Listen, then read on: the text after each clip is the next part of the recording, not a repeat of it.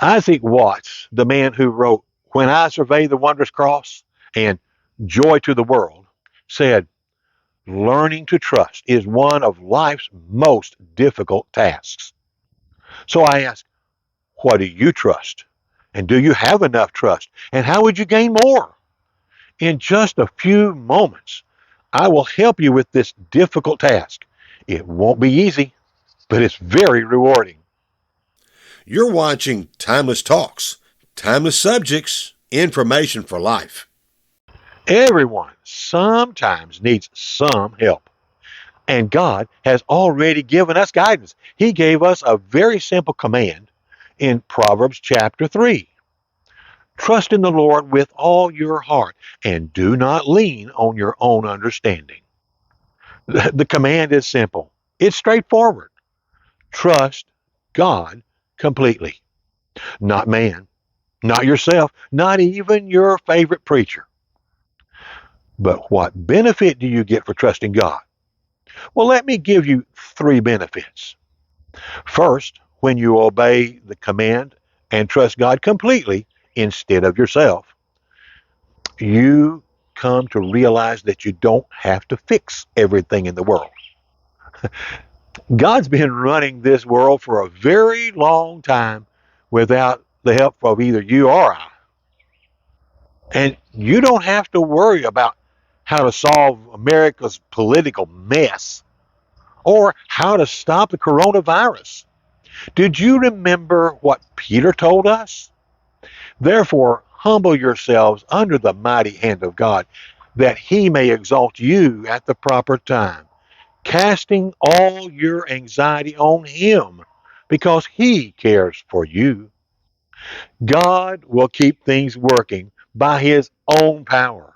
So stop worrying and start trusting. A second benefit of trusting God is God's going to help us with today's problems. Commit your way to the Lord.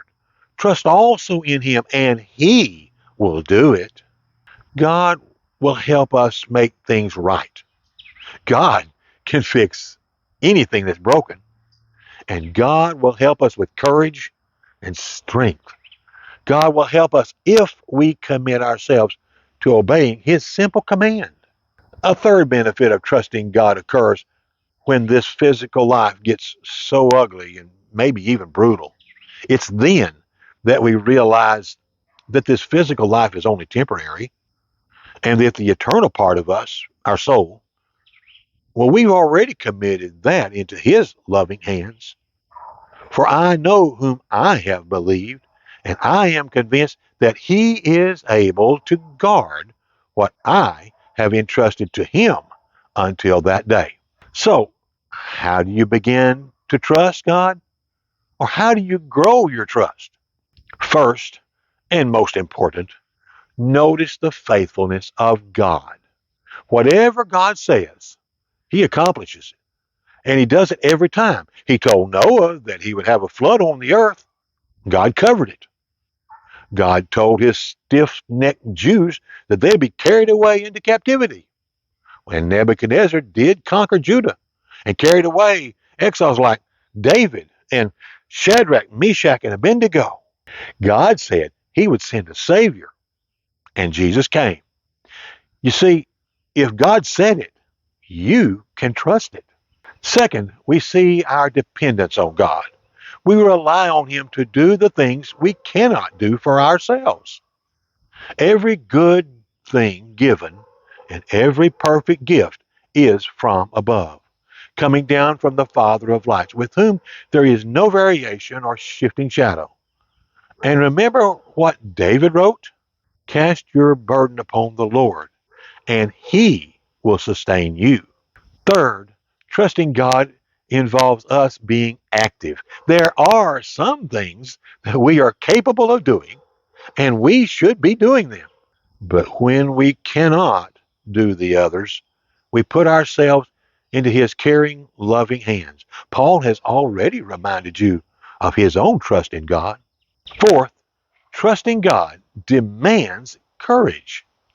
It means finding courage to do what is right, even when there's no one else who will. Remember David's courage? He went face to face with an experienced 9 foot tall warrior.